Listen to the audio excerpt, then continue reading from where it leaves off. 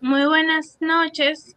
Nosotros somos el grupo número 2 y el día de hoy les vamos a hablar sobre lo que sería la independencia de África, ya sea sus antecedentes y cómo esto ocurrió. Primero, todo comenzó con la colonización europea en el siglo XIX. Los europeos se repartieron África sin respetar los pueblos que vivían allí y pusieron leyes, fronteras y explotaron sus recursos. Después de las dos guerras mundiales, muchos africanos fueron a luchar y al volver se sintieron engañados porque seguían sin derechos, o sea, nada había cambiado. También hubo africanos que estudiaron en Europa y aprendieron ideas de libertad. Eso los inspiró a luchar por la independencia. Y por último, algo muy importante fue el panafricanismo, lo cual ayudó a unir a los africanos en el deseo común de ser libres. Algunas de sus causas fueron de que después de la Segunda Guerra Mundial, Europa estaba muy débil y no podía controlar sus colonias. Estos tomaron ventaja de esto y surgieron líderes nacionalistas en África, que organizaron protestas y exigieron libertad. También influyó lo que sería la presión internacional por parte de la ONU y el ejemplo de otros países como la India. Y claro, el descontento por la pobreza, el racismo y la injusticia hizo que los africanos quisieran cambiar su realidad.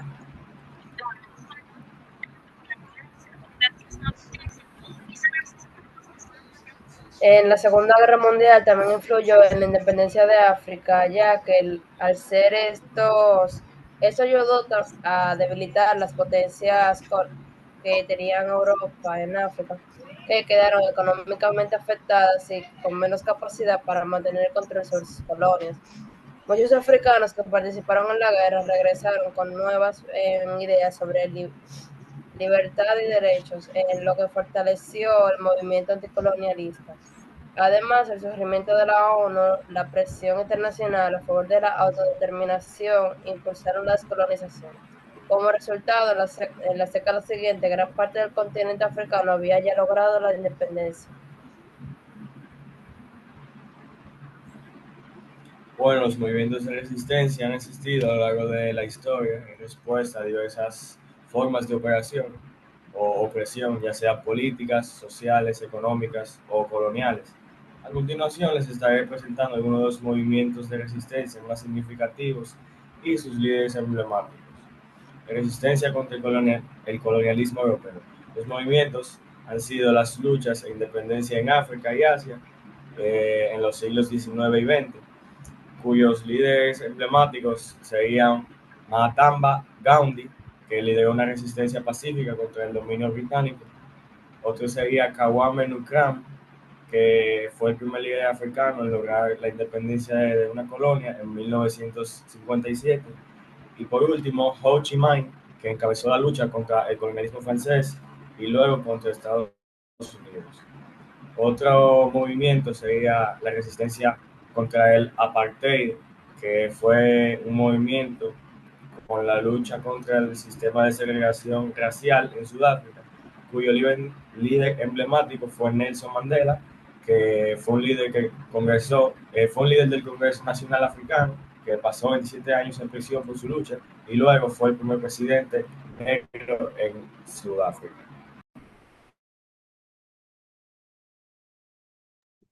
Bueno, yo les voy a hablar sobre la independencia del África británica y francesa, historia de la descolonización. Pues esto comienza que durante muchos años África fue controlada por países extranjeros.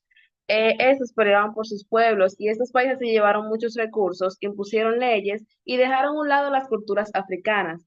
Esto destacó porque las personas no podían decidir por sí mismas estas leyes y estos diferentes tipos de cosas. También vivían bajo gobiernos extranjeros, estos no podían decidir por sí mismos, pero con el tiempo los africanos empezaron a luchar por su libertad.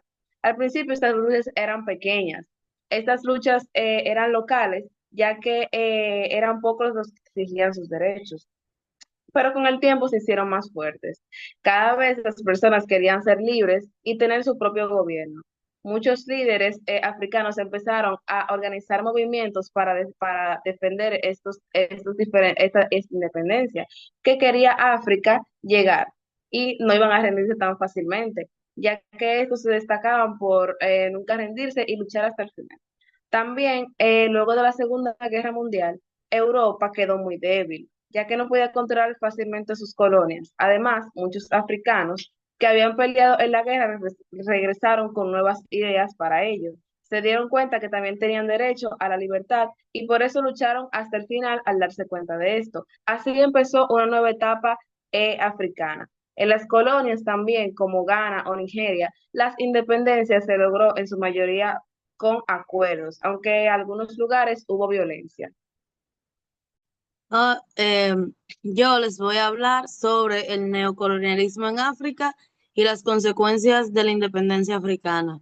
El neocolonialismo en África se manifiesta en la dependencia económica, la influencia política externa y la explotación de recursos por empresas extranjeras. A nivel cultural, el legado colonial sigue afectando la educación y la identidad africana.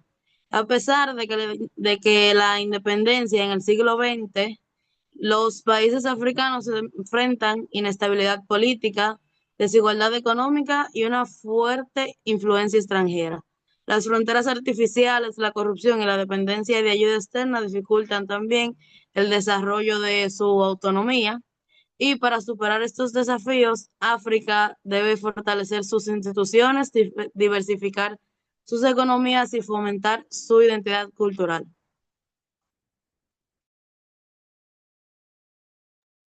Muchísimas gracias, eso fue todo.